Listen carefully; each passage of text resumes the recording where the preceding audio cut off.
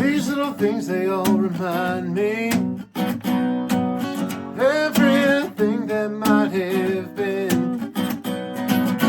And sometimes it seems to me that those days just might have been better days.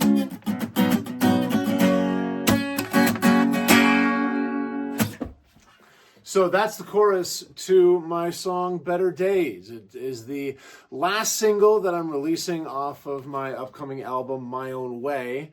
And I have to say I'm stoked about it. I'm stoked about it for a couple reasons, really. One of which is that I love the song. It's truly become one of my favorite songs over the course of probably the past couple of years or so that I've been playing it out a lot. But more so because it was a song that I almost just completely scrapped. I almost completely got rid of it because for a long time I didn't really like it that much. Let me tell you the story. I wrote Better Days back in 2008. When I first moved to San Diego from Rochester, I booked studio time and I was excited to put out this 10-song demo album. And I realized as I was getting ready to go into the studio that I only had 8 songs that I was going to record. And some of those songs will just never see the light of day because they were terrible. But some other songs, you know, there were songs like 2 a.m. and Rather Be a Man on there and things like that I love, right? I mean, songs that I still play to this day and I love playing to this day. But I realized that there were only 8 songs that I had ready to roll.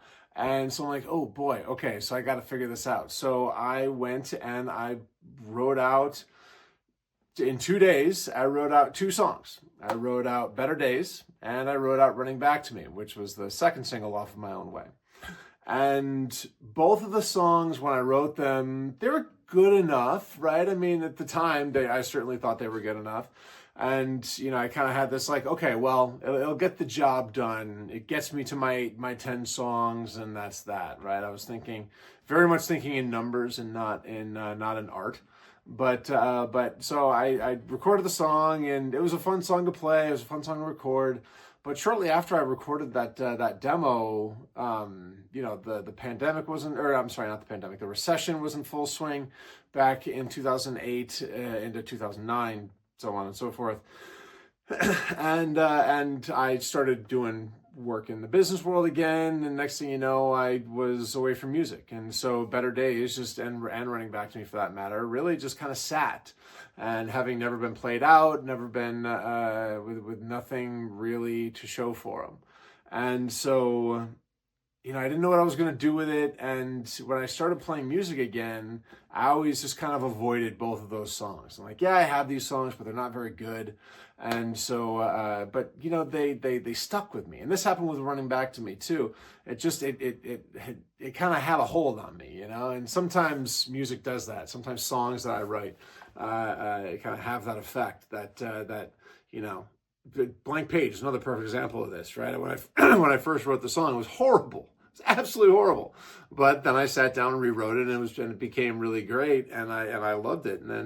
And say the same thing happened with Better Days. And so a couple of the things that I had problems with Better Days were more specifically like almost grammatical things, right? Things that may or may not have influenced people's hearing of the song or the way that people thought about the song, but they certainly influenced mine. And so I sat back down and started working through it and thinking about how to rewrite it and thinking about what to do. And I tried rewriting the groove of the song. I tried completely rewriting the chord progression. I tried 100 different things. And then eventually I just sat down and said, well, what if I just kind of, you know, bring it all and really it was kind of like, what ended up happening was it was almost like I had this like fuzzy picture with the song that I had before because it was going back and forth between reminiscing and then talking to somebody and then reminiscing and, you know, like there was no clarity to it. And so I just made a couple small changes and it all of a sudden created this brilliant picture for me. And I'm like, that's it. That's all that the song needed. And so I started playing around with it and started playing it out. And before it started out as this kind of like, it was like, go, go, go, drive, drive, drive kind of a thing. And so it was, there was, which, you know, I mean, it was too much. It was too much. But so I scaled it back a little bit. I changed the groove a little bit to this kind of,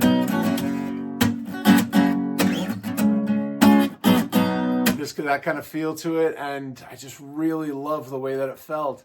And, you know, as I started recording it and I started kind of working through the process of actually putting it down on record, or on tape, so to speak, I you know, sped it back up a little bit, but it kind of kept that kind of vibe to it, you know, and instead of that kind of feel. So it really, the vibe just hit me. And one of the reasons that the vibe hit me was because it works really well with, if it's faster,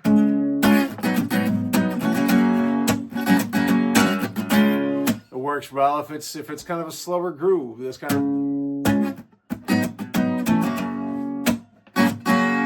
and I played it both ways. And when I play it live, you never know kind of what you're going to get out of it.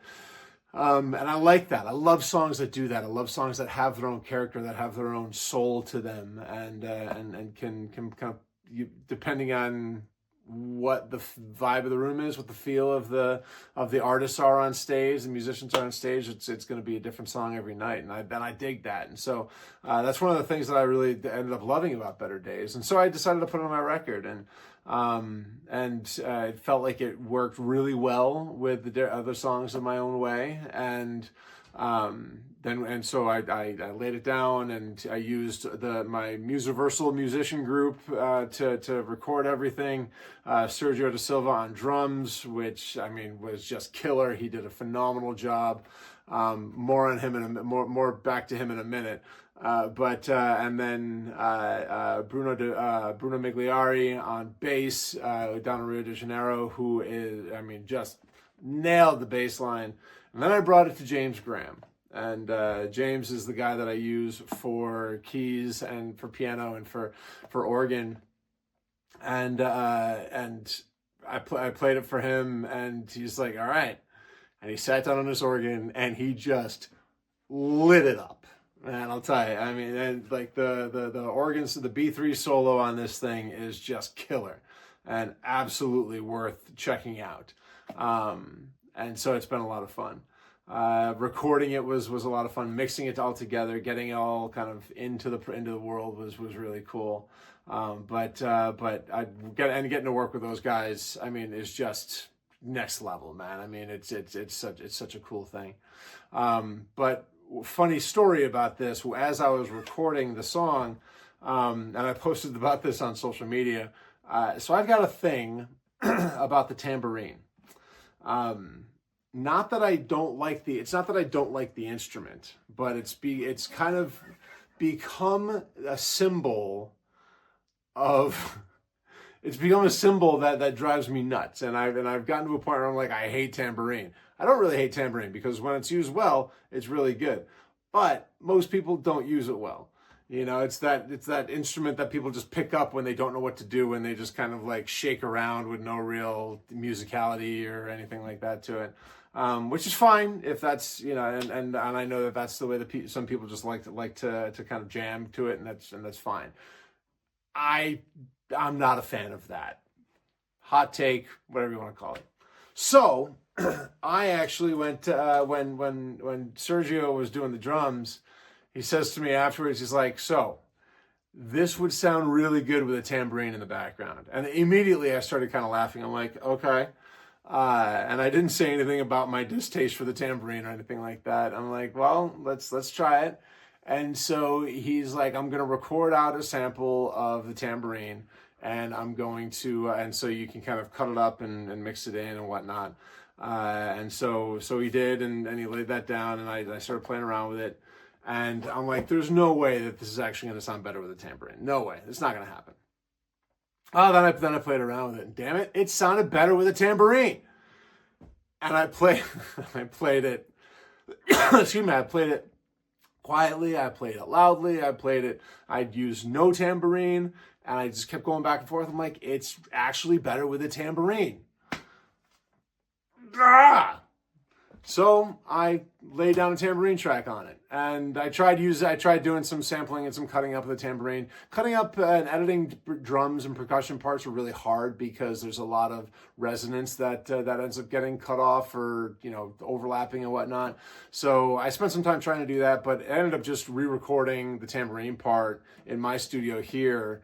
And it came out sounding pretty good. I borrowed a tambourine from a friend of mine, and just right here in my studio, recorded the part, recorded it a few times over, and it's just kind of got that like underlying tambourine part, which actually, like I said, just sounds pretty good. So anyway, check it out. Go check out Better Days. Listen to it. Tell me what you think of the tambourine.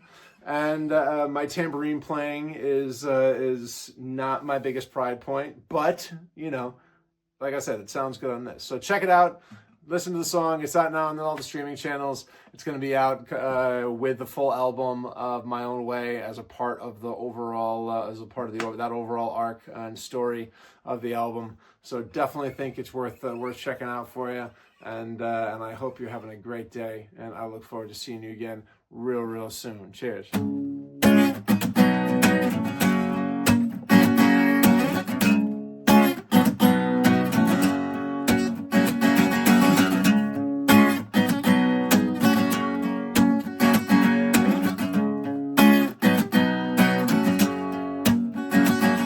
I remember growing up, sweet 16, she was the finest young girl that I ever had seen. Finally got the courage to ask her out to eat. She said, well, okay, but how about a movie instead?